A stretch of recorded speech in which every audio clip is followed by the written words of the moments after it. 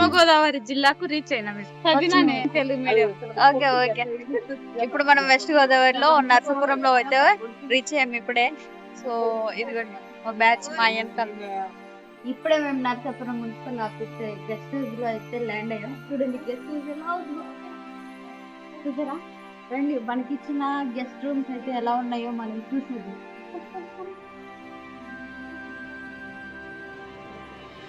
So ఈ room అయితే మాకైతే ఇచ్చారన్నమాట. సో ఎలా ఉందో ఈ రూమ్ ఎలా ఉంది, బాగుంది కదా. రండి ఇంకా ఉన్నాయి. ఇక్కడేమో ఏంటిది డ్రెస్సింగ్ రూమ్, ఇది డ్రెస్సింగ్ రూమ్. ఇక్కడ ఇంకొక రూమ్ కూడా ఉంది. బాత్రూమ్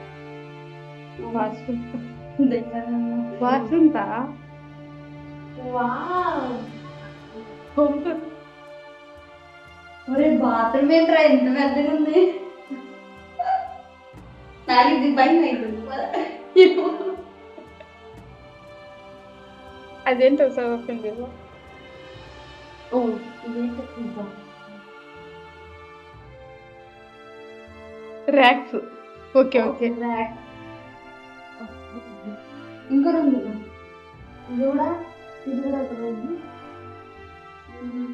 లైట్ చూసారా డైనింగ్ ఉంది. ఇంకా అర్థమేమో ఫ్రిడ్జ్ కూడా ఉంది. ఫ్రిడ్జ్ చూద్దాం. ఫ్రిడ్జ్ ఆన్లో లేదు, ఫ్రిడ్జ్ లో ఏం లేదు. ఇక్కడ కూర్చొని మాట్లాడడానికి బాగుంది. ఇది ఇంకా బయటికి వెళ్ళాలి. దీన్ని ఓపెన్ చేసి చూపిస్తా.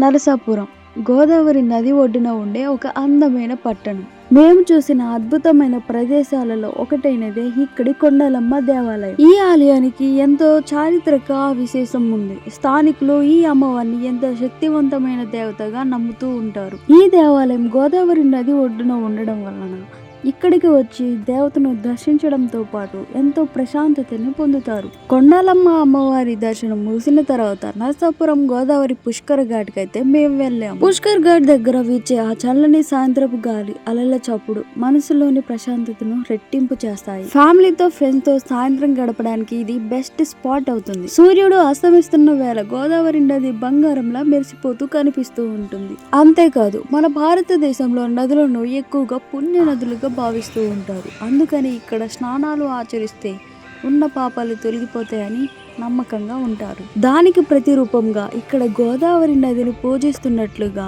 ఇక్కడైతే గోదావరి మాత విగ్రహాన్ని కూడా మీరు ఇక్కడ చూసుకోవచ్చు. అంతేకాదు మీకు తెలుసో తెలియదో కానీ ఇక్కడ పిండ ప్రదానం కూడా చేయబడుతుంది. చనిపోయిన వారికి ఆత్మశాంతి కలగాలని పరమేశ్వరుని సమక్షంలో గోదావరి నదిలో వారి అస్థికలను కలుపుతారు. వెస్ట్ గోదావరి, ఈస్ట్ గోదావరి ఈ రెండు డిస్టిక్లను కలిపి ఒక చిన్న ప్రయాణాన్ని మీకు ఇప్పుడు చూపించబోతున్నాను.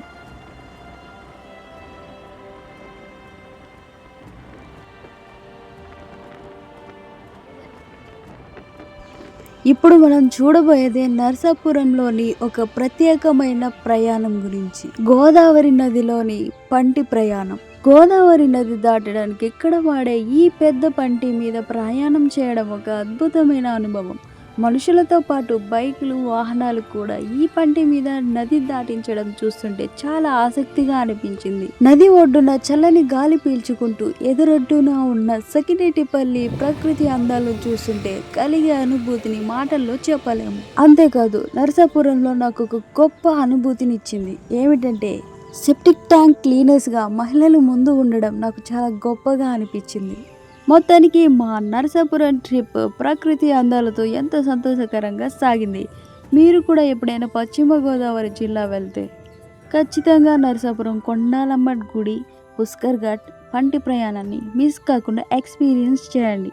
ఈ వీడియో మీకు నచ్చితే వెంటనే లైక్ చేయండి, మీ ఫ్రెండ్స్కి షేర్ చేయండి. మరిన్ని మైండ్ బ్లోయింగ్ ట్రావెల్ వీడియోల కోసం మా ఛానల్ని ఇప్పుడే సబ్స్క్రైబ్ చేసుకోండి.